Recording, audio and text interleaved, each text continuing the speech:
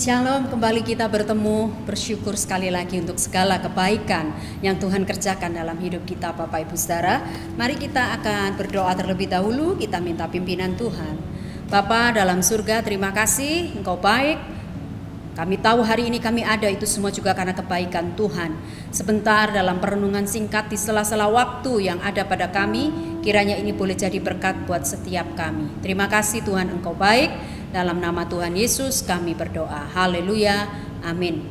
Bapak Ibu Saudara yang dikasih Tuhan, mari kita membuka Matius pasal yang keempat. Matius pasalnya yang keempat ayat 23 sampai 25. Demikian bunyi firman Tuhan. Yesus mengajar dan menyembuhkan banyak orang.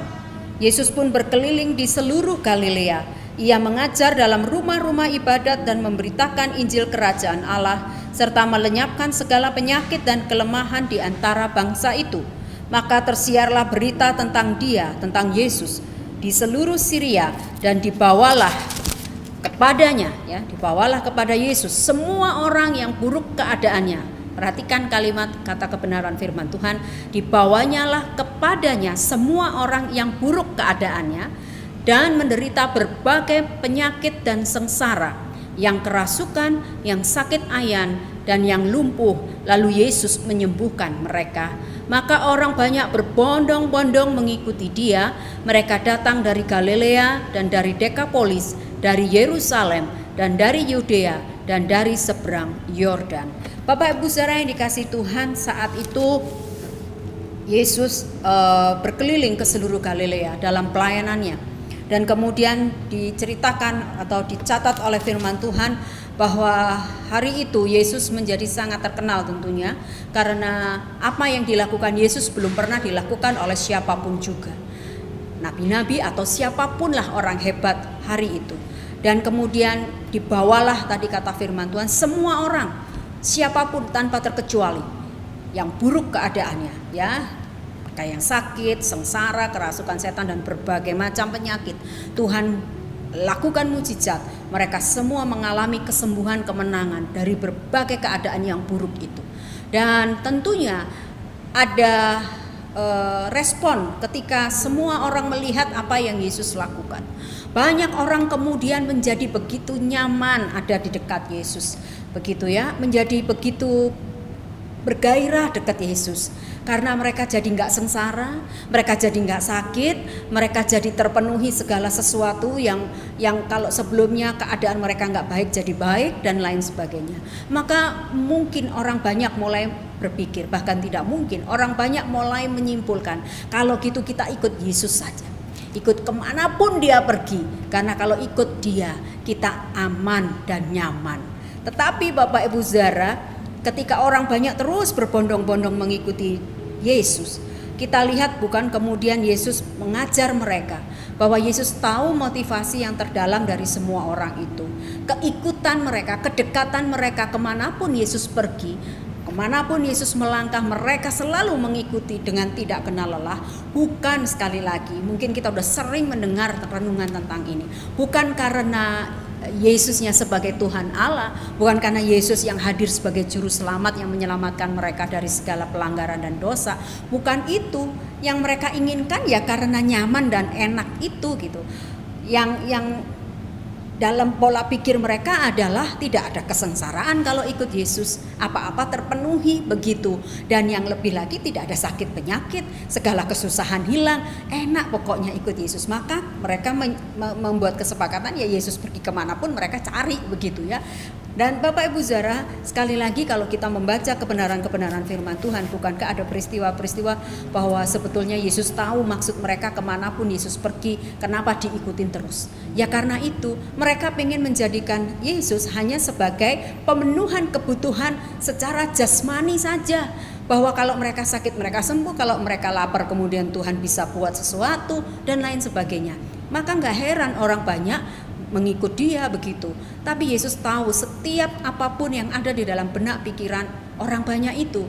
Maka kemudian Yesus mengajar mereka juga, bukan, bahwa mengikut Tuhan itu tidak hanya bicara sekedar jasmani dan enak saja, tapi mulai mereka diajar oleh banyak hal.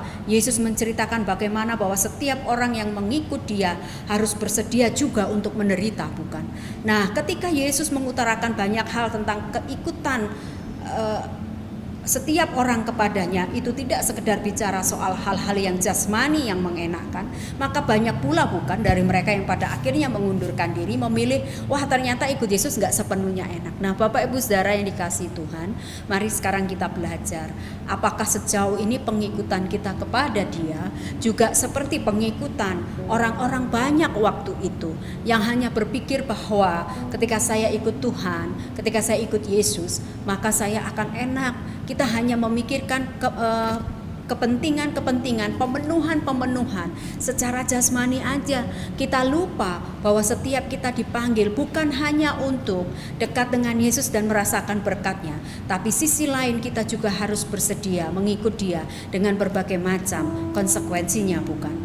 Tidak mudah menjadi anak-anak Tuhan, tapi mari kita minta Tuhan terus menolong kita agar di tengah kesulitan-kesulitan yang kita hadapi, karena ikut Tuhan seringkali banyak orang juga bilang, ternyata gak gampang ya ikut Tuhan.